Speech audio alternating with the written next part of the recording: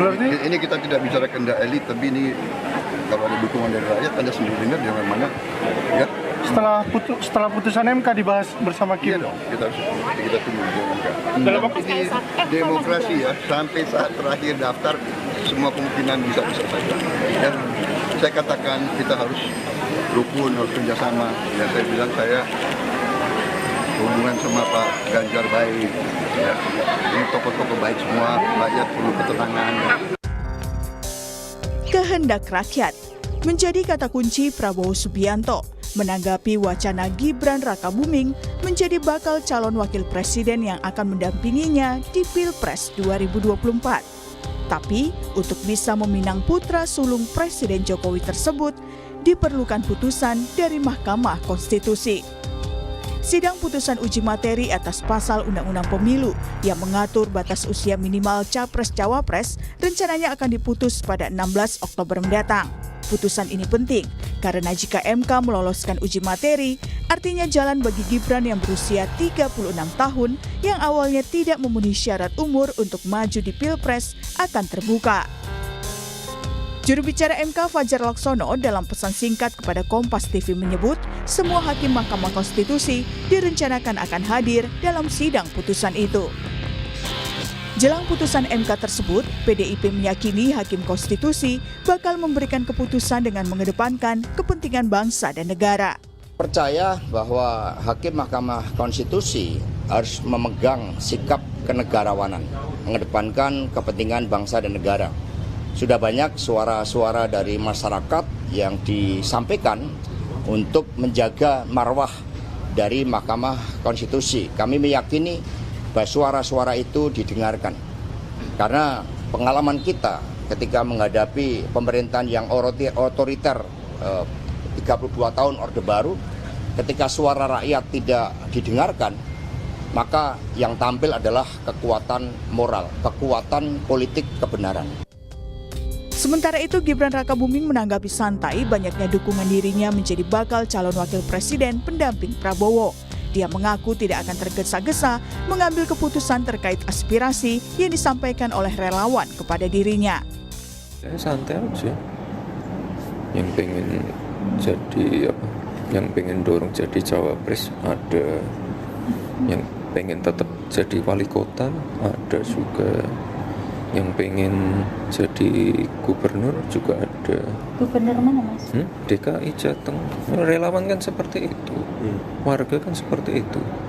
Menanggapi keinginan relawan dan lain-lain. Ya kami tampung dulu semua masukan dari relawan, dari warga, dari partai lain. Kami tampung semua. Tanggapan berbeda datang dari pengamat politik Ray Rangkuti. Direktur Eksekutif Lingkar Madani ini menilai sebenarnya Gibran masih menyimpan harap bisa ikut dalam gelaran Pilpres 2024. Itu tadi menurut saya, kalau Gibran tidak mau sebetulnya dipinang jadi calon wakil presiden itu, sejak dari awal Gibran sudah bekerja untuk Ganjar kemana-mana. Dan dengan tegas mengatakan menolak. Sekarang apa keuntungan bagi Gibran untuk mengatakan tidak terhadap Pak Prabowo? Nggak ada. Itu artinya karena ya beliau juga mungkin masih berharap bisa ikut serta sebagai calon wakil presiden. Sebab kalau pilihan beliau sejak dari awal tidak mau dengan Pak Prabowo itu, kan nggak ada keuntungan elektoral yang mau diambil oleh Gibran dari sikap seperti sekarang yang seperti mengambang gitu. Lalu benarkah bakal pendamping Prabowo dan Ganjar akan diumumkan usai putusan MK? Benarkah langkah ini juga untuk saling mengintip kekuatan lawan? Tim Liputan Kompas TV. Saudara, Mahkamah Konstitusi bakal memutus gugatan uji materi terkait dengan batas usia minimal Capres-Cawapres 16 Oktober mendatang. Putusan ini tentu saja menyedot perhatian karena disinyalir menjadi pembuka jalan bagi Gibran Rakabuming Raka yang disebut-sebut diincar untuk jadi pendamping Prabowo Subianto di Pilpres tahun depan. Lalu benarkah putusan Mahkamah Konstitusi ini yang ditunggu sebelum Prabowo Subianto dan Ganjar Pranowo mendeklarasikan pendamping mereka? Kita bahas soal ini bersama dengan narasumber. Sudah ada Ketua DPP PDI Perjuangan Eriko Sutarduga, ada juga Ketua DPP Partai Golkar Bobi Rizaldi dan pengamat politik sekaligus Direktur Eksekutif Indikator Politik Indonesia Burhanuddin Muhtadi. Selamat pagi Bapak-Bapak semuanya. Selamat pagi, Selamat Assalamualaikum, pagi, Mbak Desti, Assalamualaikum. Mas Selamat Bobi, pagi, Assalamualaikum. Bang Eriko, Burhan. Mas Burhan. Ini kan kalau bisa dikatakan sinyal-sinyalnya ini makin menguat apalagi menjelang putusan gugatan MK di hari Senin. Yang terbaru kemarin pada saat ketemu Ketua Umum PSI Kaisang Pangarep, Ketua Umum Partai Gerindra Pak Prabowo ini bilang, ini kehendak rakyat soal Gibran menjadi bakal calon wakil presiden. Bahkan sudah mengatakan kita tunggu putusan MK. Berarti sudah fix ya sinyalnya memang akan mengusung bakal calon wakil presidennya dari Gibran Rakabuming Raka, Mas Bobi? Ya pastinya memang siapapun calon wakil presiden Bapak Prabowo yang sudah pasti menjadi calon presiden kita, itu walaupun tidak secara langsung yang berperkara, tetapi imbas putusan tersebut tentu mempengaruhi konstelasi bagaimana format dan formasi cawapres dari Bapak Prabowo. Akan tetapi apapun keputusan MK nanti hari Senin, itu terbuka musyawarah selain kehendak rakyat tentunya karena sudah ada koalisi di Koalisi Indonesia Maju ini untuk seluruh ketua umum pendukung KIM ini untuk sama-sama akan memutuskan siapa cawapresnya Bapak Prabowo. Jadi memang masih ada tahapan musyawarah di antara ketua umum parpol. Tapi kan kalau bisa dilihat tunggu putusan MK siapa lagi namanya kalau memang tidak menyangkut soal gugatan batas usia capres-cawapres kan cuma satu nama, Gibran Rakabuming Raka. Kalau memang bukan itu, selain itu kan memang seharusnya sudah bisa dikatakan sudah tegas bisa mendeklarasikan. Ya memang sebenarnya bukan hanya yang kita tunggu hanya keputusan hari Senin besok. Kalau keputusan hari Senin besok itu bisa mengumumkan batas minimum sesuai pasal 169 huruf Q itu sebagai open legal policy, tentunya kita juga harus memperhatikan gugatan yang berikutnya yaitu yang batas maksimal calon presiden.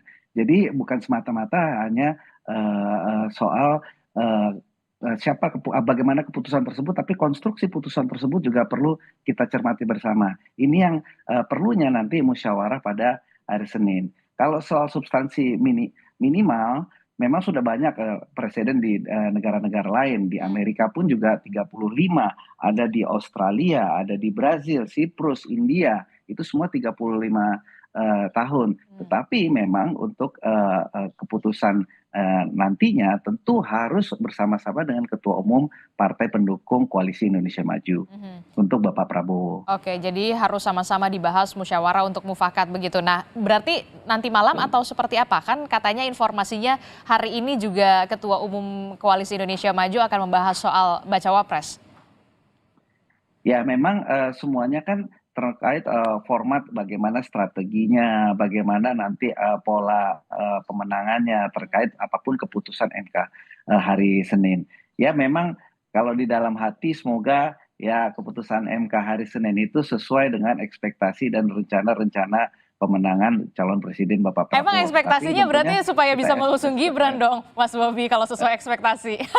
Bukan. Jadi bukan maksudnya setelah hari Senin sudah tidak ada lagi yang hal yang bisa berimbas terhadap pencalonan. Itu tadi pencalonan batas usia minimum itu kan satu hal sebagai open public policy atau bukan. Kalau open public policy berarti habis ini masih ada lanjutannya lagi kan berarti. Nah itulah yang kiranya bisa menjadi opsi-opsi dan juga bagaimana ketua umum ini saling bermusyawarah. Oke, tapi kalau katanya KPU, kalau misalkan memang sudah dikabulkan, KPU monggo-monggo saja bisa langsung merevisi.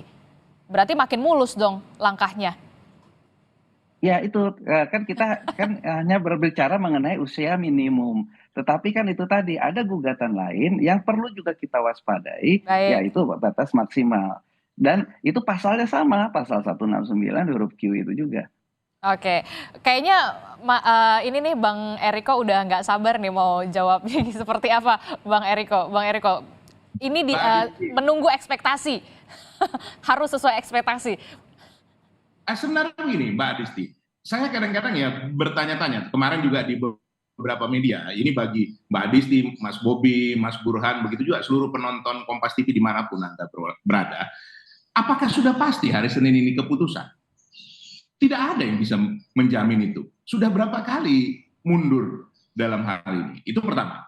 Kedua, ini disampaikan oleh rekannya Mas Bobi sendiri yang namanya Profesor Yusril Iza Mahendra. Beliau adalah ahli hukum tata negara.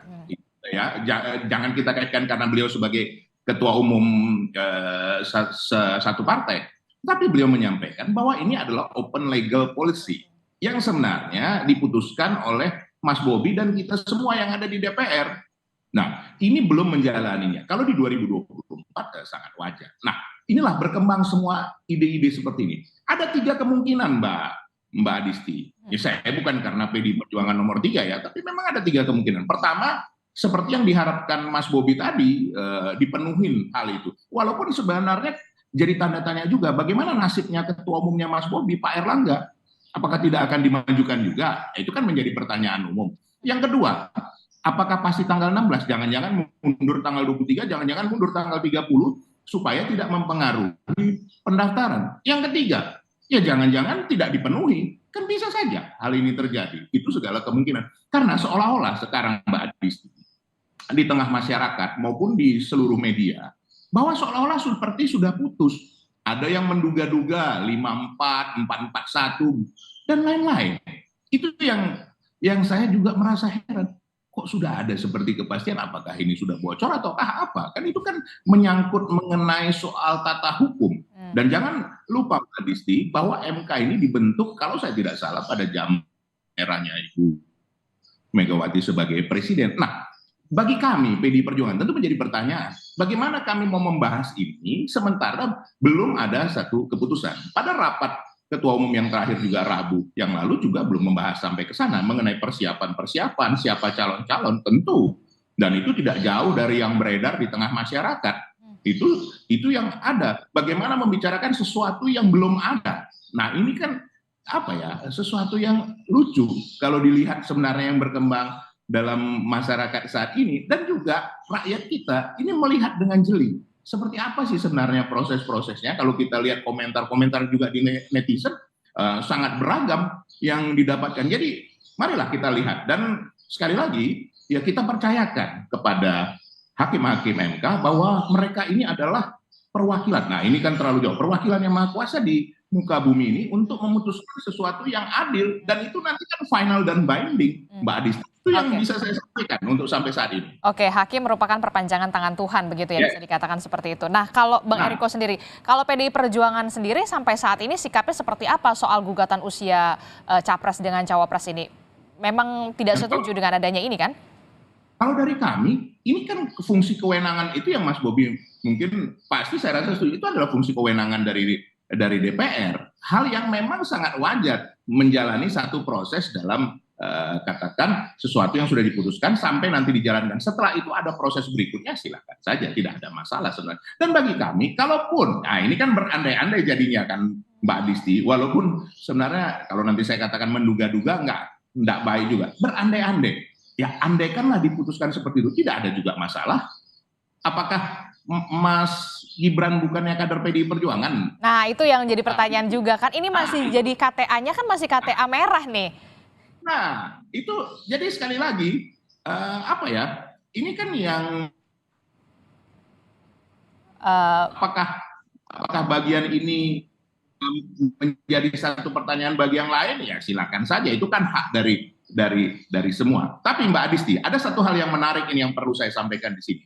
Kalau kita melihat dari masa yang lalu di 2014-2019, di mana 2014 kami mencalonkan kader, bahkan mantan ketua umumnya Mas Bobi dari Golkar, Pak Yusuf Kalla, dan kami memenangkan pertarungan ini, walaupun tidak jauh, harus jujur saya sampaikan seperti itu. Nah, 2019, coba bayangkan, ada hal yang tidak terduga. Adakah sampai saat akhir dibicarakan yang namanya Profesor Ki Haji Ma'ruf Amin? Tetapi coba lihat Mbak Adisti, itu keputusan yang diputuskan oleh semua ketua umum bersama, duduk sama rendah, berdiri sama tinggi bersama calon presiden waktu itu Bapak Presiden Joko Widodo, berhasil.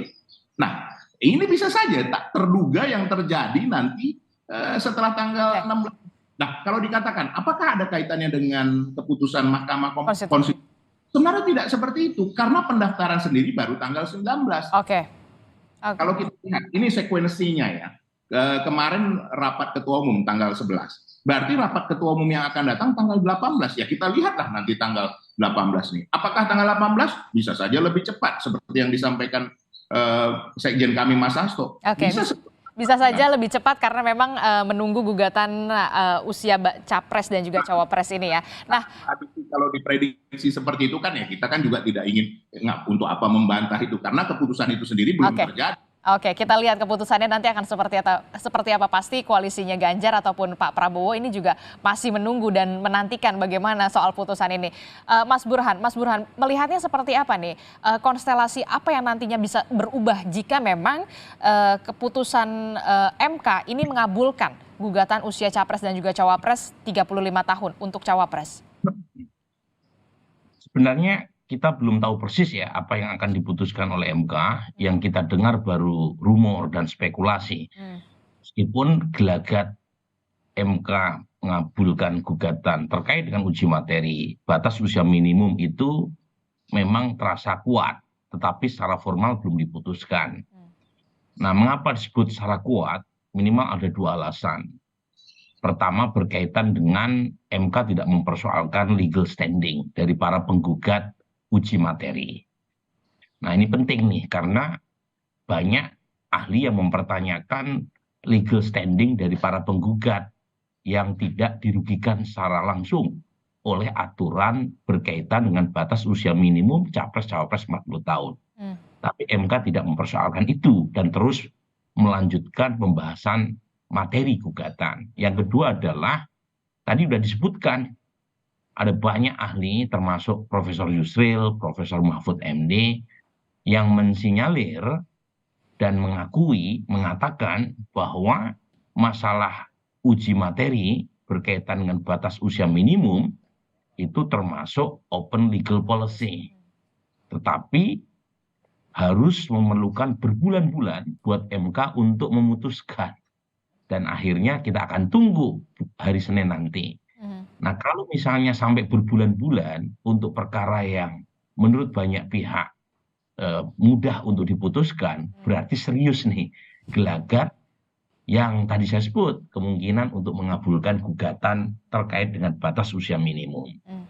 Jadi itu dari sisi pertimbangan hukumnya, dari sisi pertimbangan politiknya, kalau kita cermati, Mas Gibran juga tidak menutup pintu, ya. Ada banyak pernyataan yang kita bisa tafsirkan, Mas Gibran tidak menolak, meskipun belum juga mengiyakan. Kalau misalnya MK mengabulkan gugatan uji materi. Jadi betul isi topik diskusi kita kali ini, bahwa cawapres Pak Prabowo paling tidak, dan mungkin Mas Ganjar, bagian dari mitigasi kalau misalnya MK mengabulkan, itu menunggu hasil putusan MK. Dan kalau misalnya MK mengabulkan, menurut saya ya, meskipun itu semacam jalan tol ya buat Gibran secara konstitusional untuk bisa maju, tapi belum tentu juga buat MK, buat Mas Gibran untuk maju sebagai cawapres. Meskipun positioningnya itu ibarat lomba ya di first lap ya, kalau misalnya MK mengabulkan. Tetapi belum tentu, saya sebut belum tentu karena ada dua faktor.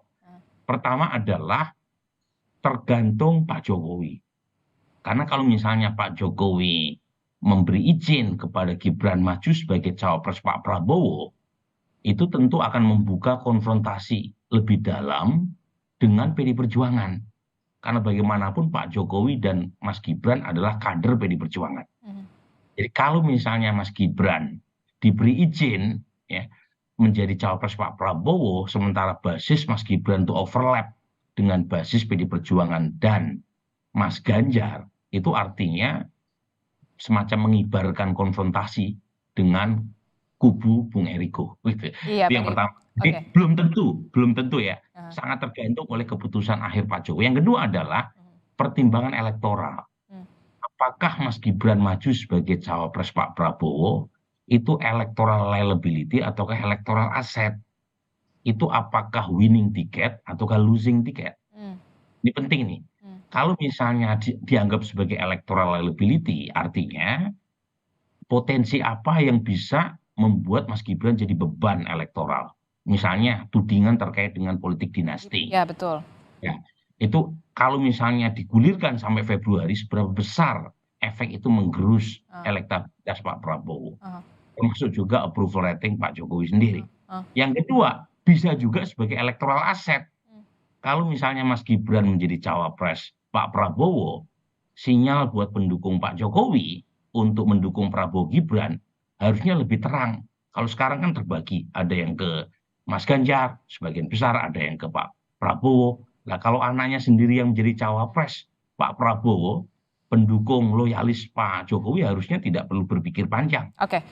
Lagi-lagi, apakah electoral asset ataukah electoral liability, itu butuh studi empirik. Nggak cukup pakai perasaan.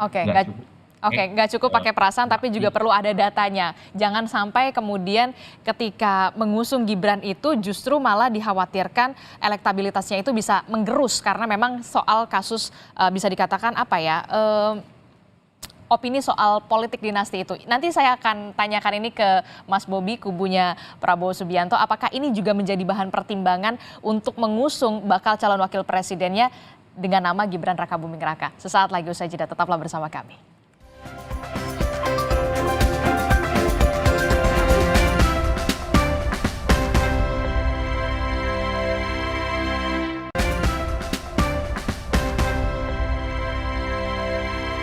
Terima kasih Anda masih bersama kami di Sapa Indonesia Pagi. Kami masih melanjutkan dialog kita di pagi hari ini menanti putusan gugatan Mahkamah Konstitusi yang kemudian disinyalir menjadi pembuka jalan bagi Gibran Rakabuming Raka yang disebut-sebut ini diincar untuk jadi pendamping Prabowo Subianto di Pilpres tahun depan 2024. Kita masih membahasnya bersama dengan ada Bang Eriko Sutarduga, kemudian ada Mas Bobi dan juga Mas Burhan. Saya langsung ke Mas Bobi deh.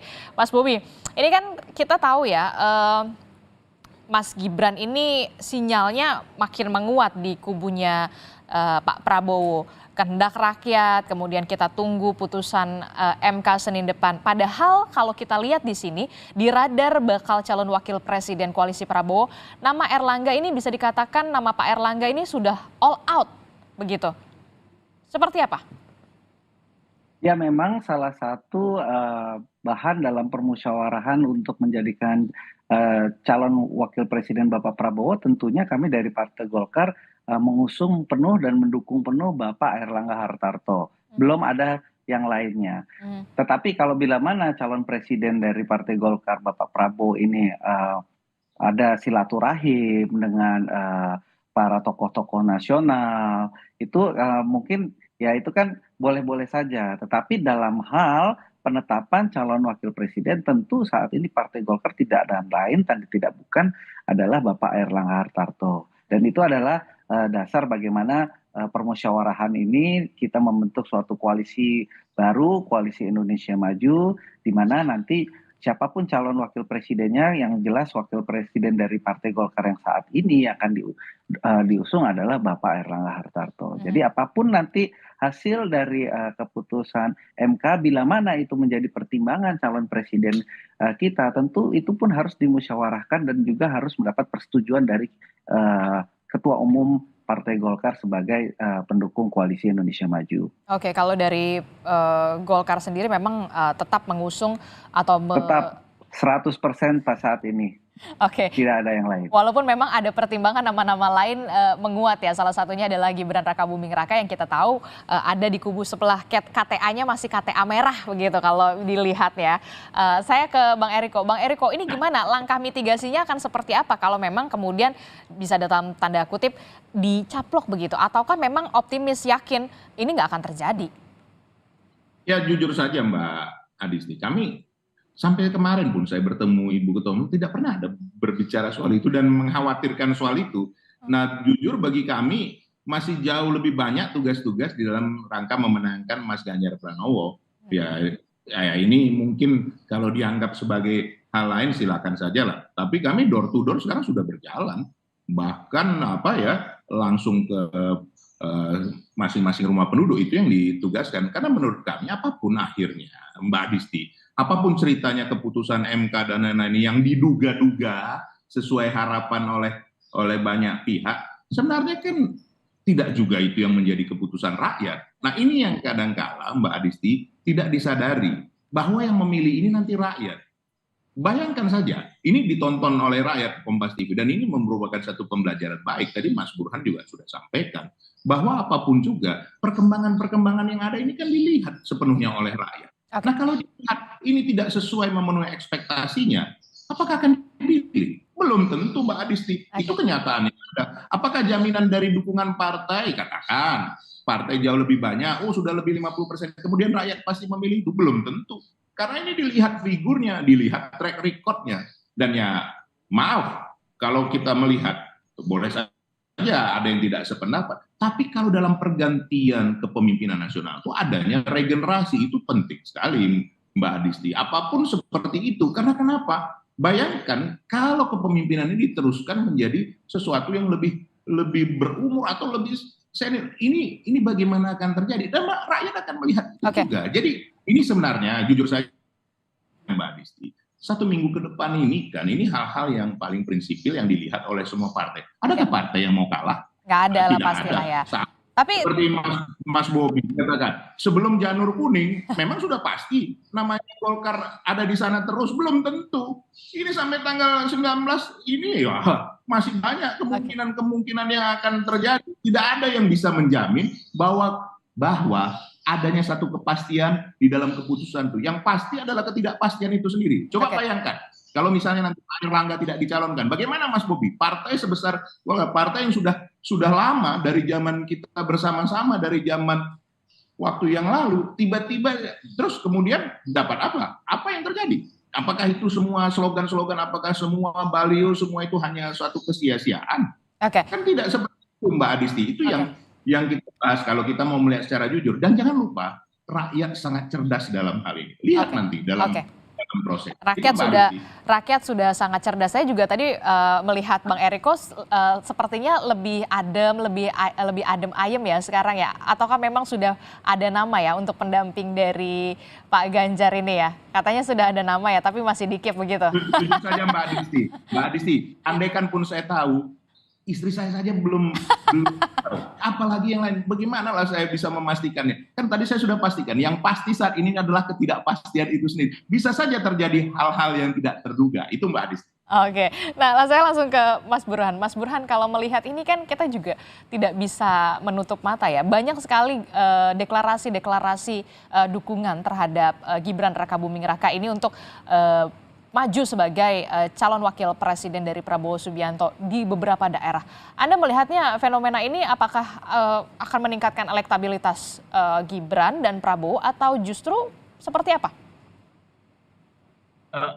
Begini ya, pertama dukungan-dukungan itu wajar, bagian dari aspirasi yang mungkin ingin disuarakan. Tetapi yang harus dicek, apakah mereka yang meminta agar Gibran dipasangkan dengan Pak Prabowo itu mayoritas dari publik ataukah tidak. Karena bagaimanapun ini bagian dari testing the water yang mungkin penting untuk dicek sebelum proses pendaftaran. Tetapi moment of truth-nya itu Februari 2024. Jadi kalaupun toh misalnya ya dukungan-dukungan tersebut dianggap sukses untuk minimal meningkatkan suara elektabilitas Mas Gibran ketika dipasangkan dengan Pak Prabowo, tetapi pemilu itu masih 5 bulan. Jadi harus dihitung secara matang. Apakah opini yang mendukung pasangan Pak Prabowo dengan Mas Gibran itu mengimbangi arus atau narasi publik yang menolak atau tidak. Kan ini kan suara penolakan datang dari nama-nama besar ya, yang selama ini menjadi pendukung Pak Jokowi, seperti Mas Gunawan Muhammad misalnya. Nah, apakah resistensi publik terhadap pasangan Prabowo Gibran itu seimbang atau lebih kecil atau lebih besar dari arus dukungan yang digalang oleh misalnya sebagian relawan Pak Jokowi seperti Samawi, atau mungkin keputusan Rakernas Projo akhir pekan ini, atau tidak, karena yang memilih adalah ratusan juta orang. Jadi moment of truth-nya itu bukan sebelum pendaftaran, itu kan hanya sekedar tiket formal untuk mendapatkan legalitas sebagai calon presiden dan wakil presiden. Tetapi apakah narasi misalnya yang menentang pasangan Pak Prabowo Gibran dengan alasan politik dinasti itu bergulir terus sampai Februari 2024, dan dan itu justru malah bisa mengakibatkan dampak negatif kepada Pak Prabowo atau tidak. Nah, ini yang harus dihitung matang tadi. Nah, masalahnya kan memang pendaftarannya terlalu mepet ya. Betul. Apalagi diajukan dari November ke akhir Oktober, dan ini tentu menjadi tugas penting buat Mas Bobi dan kawan-kawan di Koalisi Indonesia Maju. Nah, yang berikutnya yang menurut saya krusial juga, Disti, memang untuk koalisi pendukung Pak Prabowo itu partai-partainya kan banyak. Minimal ada 4 partai pendukung Pak Prabowo yang memiliki kursi di parlemen. Betul. Dan masing-masing punya jago gitu ya sebagai cawapres. Nah, Jadi pada titik tertentu Mas Gibran ini bisa menjadi titik temu memang di tengah kealotan internal Koalisi Indonesia Maju dalam mengusung cawapres mereka masing-masing. Nah, ini memang berbeda dengan koalisi pendukung Mas Ganjar, ya. di mana PDI Perjuangan itu terlalu besar ya, posisi tawarnya. Iya. Hingga tidak terlalu, meskipun tentu dalam mekanismenya pasti mengundang ketua-ketua umum pendukung Mas Ganjar, Oke. tetapi tingkat komplikasinya itu tidak sepelik ya Koalisi Indonesia Maju. Nah, pada titik ini Mas Gibran jadi kekuatan. Karena kalau misalnya Mas Bobi mengusung Pak Erlangga, PAN mengusung Erick Thohir, PBB mengusung Yusril Iza Mahendra, belum lagi Demokrat, mungkin dicari cawapres yang bisa mempertemukan kepentingan semua partai pendukung Pak Prabowo. Tetapi jangan lupa itu kan hanya untuk tiket untuk mendaftarkan sebagai kontestan Pilpres. Nah, kalau misalnya tiket itu ujungnya bisa berakhir pada kekalahan, apa gunanya juga? Kan semua calon pasti pengen menang. Oke. Nah, jadi poin saya adalah pertimbangkan secara matang, karena bagaimanapun capres-cawapres ini penentunya bukan di tanggal 19 sampai tanggal 25, tetapi tanggal 14. Dan sekarang mulai muncul arus resistensi publik, termasuk dari kalangan yang selama ini menjadi daihatnya Pak Jokowi. Nah, ini yang harus dipertimbangkan secara matang-matang supaya paket Prabowo Gibran kalau jadi setelah MK memutuskan itu bukan menjadi losing ticket tapi winning ticket. Oke, harus dipertimbangkan betul-betul apakah ini menjadi tiket kemenangan ataukah justru tiket sebaliknya. Nah, tanpa bermaksud untuk mendahului putusan gugatan MK ini, jika MK akhirnya menolak gugatan uji materi, dari analisa Anda, Mas Burhan, Pak Prabowo ini akan plan B-nya akan mencari sosok pendamping seperti apa? Karena tadi kan Mas Burhan bilang sebenarnya di koalisi ini sendiri sudah punya jagoannya masing-masing. Contohnya dari Golkar sendiri mengusung nama Erlangga Hartarto, kemudian PAN sendiri nama Erick Thohir yang kemudian bisa dikatakan cukup matang dan juga cukup mumpuni. Kemudian juga ada nama Yusril Iza Mahendra dan beberapa nama lainnya yang kita bisa katakan menguat begitu. Sosok pendamping seperti apa yang kemudian plan B-nya akan dicari? Ya, tentu sosok pendamping yang bisa mengungkit secara elektoral kekuatan Pak Prabowo. Nah, per hari ini kan Pak Prabowo masih punya PR, terutama di wilayah Jawa Timur dan Jawa Tengah. Pertanyaannya, siapa di antara nama-nama cawapres yang sudah didaftar oleh Koalisi Indonesia Maju yang bisa menyumbang secara elektoral bagi pemenangan Pak Prabowo? Jadi rumusnya sama seharusnya diperlakukan buat menilai Mas Gibran, juga diperlakukan saat yang sama untuk menilai bakal calon wakil presiden Pak Prabowo. Nah, tinggal dihitung di antara nama-nama yang sudah muncul, mana yang secara elektoral punya daya dongkrak. Ini penting, Adisti. Kalau secara elektoral bisa melakukan bisa mendongkrak elektabilitas, yang paling potensial selain Gibran menurut Mas Burhan untuk Pak Prabowo? Ini mohon maaf nih Mas Bubu ya, tanpa mengurangi rasa hormat saya kepada Pak Erlangga, ada 2 nama yang punya potensi elektoral mendongkrak kekuatan dan pemenangan Pak Prabowo. Satu adalah Erick Thohir, 2 Hovifah Indar Parawansa. Jadi 2 itu kalau menurut survei ya. Tetapi lagi-lagi kata putusnya kan ada di tangan Mas Bobi dan kawan-kawan ya. Nggak selamanya keputusan berkaitan dengan cawapres pertimbangan elektoral. Tadi Bung Eriko sudah sebut tuh pengalaman 2019. Dan itu menunjukkan sekali lagi ada banyak kejutan dalam politik, dan politik sinonimnya adalah ketidakpastian, dan karenanya kita harus lebih sabar menunggu ya sampai detik akhir ya. Dalam sepak bola seringkali terjadi kejutan di injury time, apalagi dalam politik. Oke, nah kalau itu kan tadi dua nama potensial selain Gibran Rakabuming Raka untuk Pak Prabowo. Nah kalau untuk Mas Ganjar sendiri, Pak Ganjar sendiri, seperti apa? Kalau kita lihat Bang Eriko nampaknya adem ayem gitu. Apakah sudah ada nama atau belum gitu, Mas Burhan? Kira-kira siapa yang cukup potensial? Nah, ini lagi-lagi saya sedang tidak menduga-duga ya, Bung Eriko ya. Tetapi ada dua nama menurut saya ya.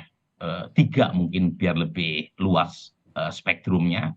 Pertama adalah Profesor Mahfud MD, yang kedua adalah Hovifah Indar Parawangsa, dan mungkin meskipun belum sepenuhnya hilang ya dari kans, tetapi masih adalah peluangnya Mas Sandiaga Uno. Tiga itu. Nah kalau dari sisi elektabilitas, sebenarnya Mas Sandiaga lebih unggul dibanding Prof Mahfud ataupun Hovifah. Tetapi lagi-lagi keputusan Ibu Mega lebih menentukan kan daripada pertimbangan elektoral. Apalagi jika selisih elektabilitas antara Prof Mahfud dengan Mas Sandiaga juga tidak terlalu jauh dalam margin of error.